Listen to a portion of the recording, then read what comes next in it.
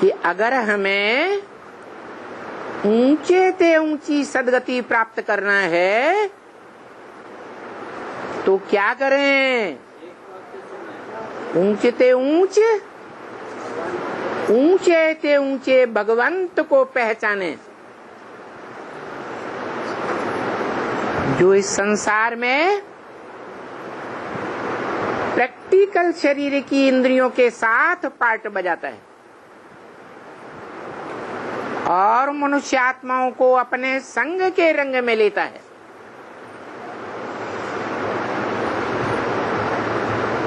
जैसा संग वैसा रंग लगता है।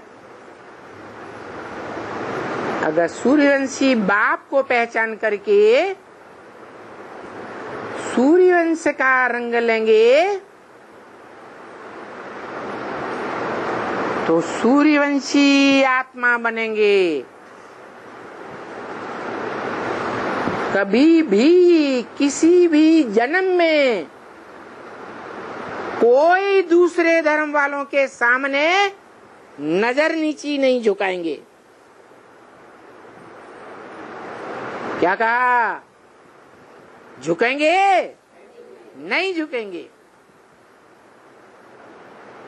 देहम वा पातयामि कार्यम वा साधयामि। सर कटा सकते हैं लेकिन सर झुका सकते नहीं। क्या बनना है? सूर्यवंशी बनना है, इस्लामी बौद्धिक क्रिश्चियन आदि बनना है, या गधेड़ों के वंश में जाना है?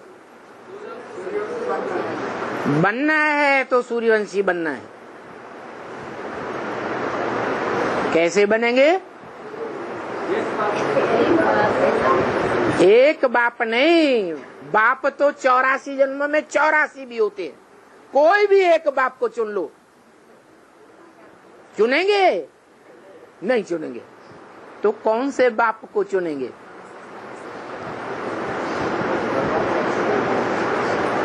कौन से बाप को जानेंगे? कौन से बाप को समझेंगे बुद्धि से कि ये हमारा बेहद का बाप है, बेहद की मुक्ति, जीवन मुक्ति का वर्षा देने वाला है? कैसे पहचानेंगे? कौन पहचान देगा? अरे है? कौन? कैसे पहचानेंगे वो शिव बाबा है? क्या ज्ञान? ज्ञान तो ब्रह्मा ने भी दिया। ब्रह्मा ने ज्ञान नहीं दिया तो ब्रह्मा को बाप मान लेंगे? अरे आसाराम बापू भी लाखों की पब्लिक को ज्ञान देते थे। वो ज्ञान लेने वाले समझते थे ऐसा ज्ञान तो कोई नहीं सुना सकता जैसा हमारे आसाराम बापू सुनाते। तो क्या उनको बाप मान लेंगे? हा?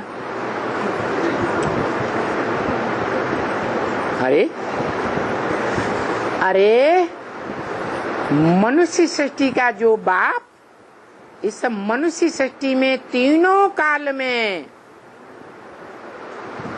उपस्थित रहता है, प्रेजेंट रहता है, उस बाप का परिचय किससे लेंगे?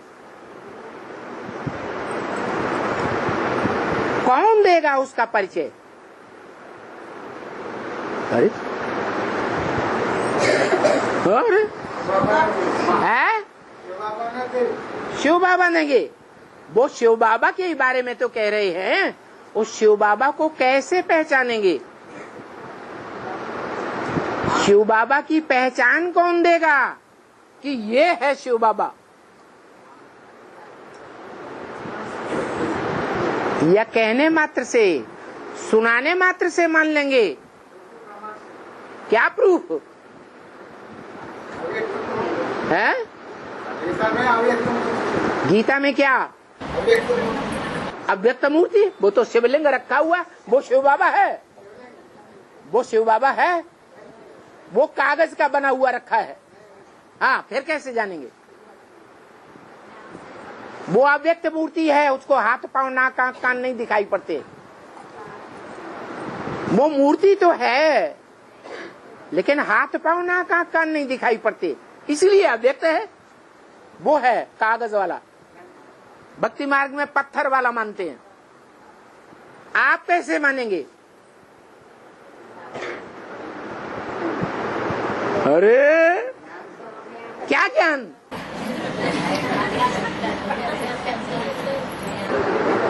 वो ज्ञान हमें भी बताओ तो हम भी उसको फॉलो करें।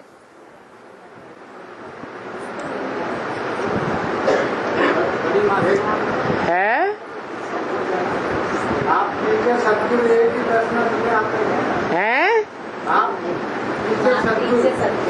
वो बाप भी है, वो टीचर भी है, वो सदगुरु भी है, वो कागज पे बना हुआ है। वो अव्यक्त मूर्ति दिखाई देता है। वो मूर्ति ऐसी है जिसको हाथ पांव नाक आंख कान नहीं दिखाई देते, अव्यक्त है। व्यक्त नहीं है हाथ पांव नाक आंख कान। देख लो है? कौन है वो माँ कहाँ है? वो माँ कहाँ है?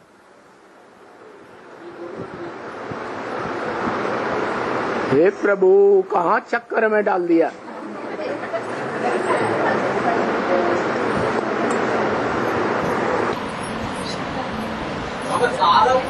साधन परिवार में एक आत्मा से युवा का ज्ञान आंसर मिलते हैं। इसलिए हमारा बाप है? सारा ब्राह्मण परिवार में आत्मा से सब वार्तालाप आंसर को जवाब मिलती है। हमारा बाप माने जिससे साफ बातों का जवाब मिल जाए। सब प्रश्न का जवाब मिलती है। इंटरनेट में एक 5-7 साल का बच्चा, उससे जो सवाल पूछो उस 7 सवाल का जवाब देता है एक्यूरेट। तो वो हमारा बाप है क्या? है? उस बच्चे को अपना बाप मान लें।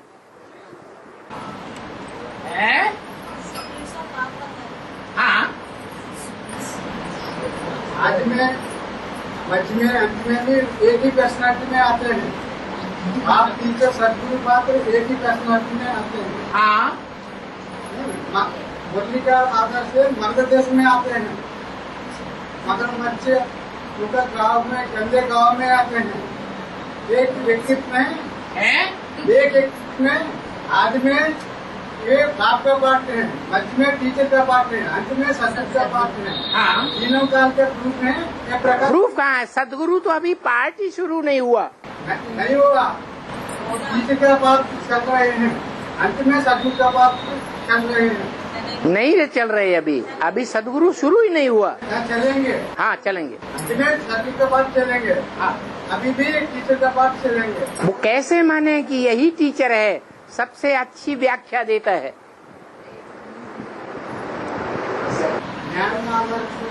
क्या ज्ञान?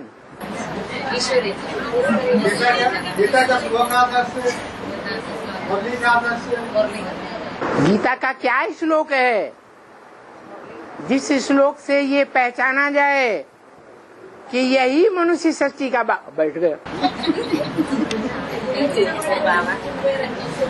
भगवत में है, जी शरीर कौन्तेय, जी शरीर से इदम शरीरम कौन्तेय क्षेत्रम मित्यभिधीयते। हे कौन्तेय अर्जुन, ये जो तुम्हारा शरीर है ये क्षेत्र है, युद्ध क्षेत्र है, कर्म क्षेत्र है। तो कौन सा क्षेत्र है? कौन सा? कौन अर्जुन है? कहाँ है? कैसे पता चले? प्रूफ चाहिए। 5000 ड्रामा में 1 सेकंड की बात कम नहीं है। ये भी है, ये भी है, ये भी है, किसी का पार्ट कम नहीं है। प्रूफ चाहिए, सिर्फ कहने मात्र से कोई नहीं मानेगा। बाबा ने बोला बुद्धिमान बाप के बुद्धिमान बच्चे बिना प्रूफ और प्रमाण के कोई बात मानने के लिए तैयार नहीं होते।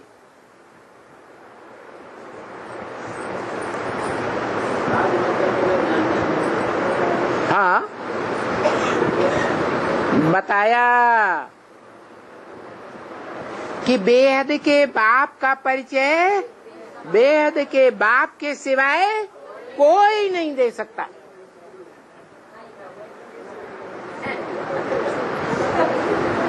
वो बेहद का बाप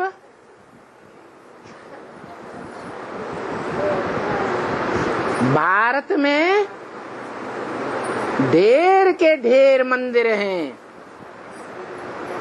जिनमें उस बाप की पूजा होती है। बाप के यादगार मंदिर बने हुए हैं। उन मंदिरों में उस बाप की मूर्ति दिखाई गई है। उस एक मूर्ति के सामने ही जो भी भक्त जाता है वो एक के सामने खड़े होकर कहता है, तू ही मेरी माता है, दूसरा नहीं। तू ही मेरा पिता है, दूसरा तीसरा नहीं। शिवलिंग के सामने जाकर कहता है। वो एक ही शिवलिंग मूर्ति है। वो हमारा बाप भी है, टीचर भी है, सदगुरु भी है। त्वमेव सर्वम मम देव देव। तू मेरा बंधु भी है, सखा भी है। मना सर्वम मम देव देव। तेरे के साथ मेरे सर्व संबंध हैं। जो आत्माओं का बाप है उसके साथ एक ही संबंध, और उस शिवलिंग के साथ सर्व संबंध। तो वो स्वयं ही अपना परिचय दे सकता है दुनिया में, जिसकी यादगार सारी दुनिया में मंदिर बने हुए हैं, जिसकी मूर्तियां दुनिया में जितनी भी देश देशांतर में खुदाइयां हुई हैं सबसे जास्ती संख्या में वो मूर्तियां मिली हैं। इससे क्या साबित होता है? वो सबका बाप है, सर्वधर्म पिताओं का, सर्वधर्म पिताओं के फॉलोअर्स का भी बाप है। वो बाप वो लिंग रूप का परिचय सिवाय उस लिंग स्वरूप बाप के कोई नहीं दे सकता। लोग पूछते हैं ये भारतवासी क्या गोल पत्थर रखा है, इसकी पूजा करते रहते हैं। अरे पत्थर बुद्धि है भारतवासी। भारतवासी बेचारे चुप, क्या जवाब दे? वो कहते हैं अंध श्रद्धालु है ये भारत के लोग, अंधविश्वासी है। भारतवासी चुप, क्या जवाब दे? अरे तुम जिसे भगवान माने बैठे हो वो भगवान तुम्हारा जो कर्म करता है वही कर्म दुनिया के सारे मनुष्य मात्र कर रहे हैं। वही कर्म दुनिया के सारे प्राणी मात्र, पशु पक्षी पतंगे कीड़े मकोड़े सारे वही कर्म करते हैं। तो सब भगवान हुए ना। आत्मा सो परमात्मा हुई ना। मान लेंगे? क्यों नहीं मानेंगे? सही बात तो कहते हैं। तुम्हारी गीता में ही तो लिखा हुआ है कि भगवान कहते हैं मैं जो कर्म करता हूं मेरे कर्मों को सारी दुनिया फॉलो करती है। तो देखो शिवालय में वो तुम्हारा शिवलिंग रखा हुआ है, भगवान जो कर्म कर रहा है वो कर्म सारी दुनिया की आत्माएं कर रही है।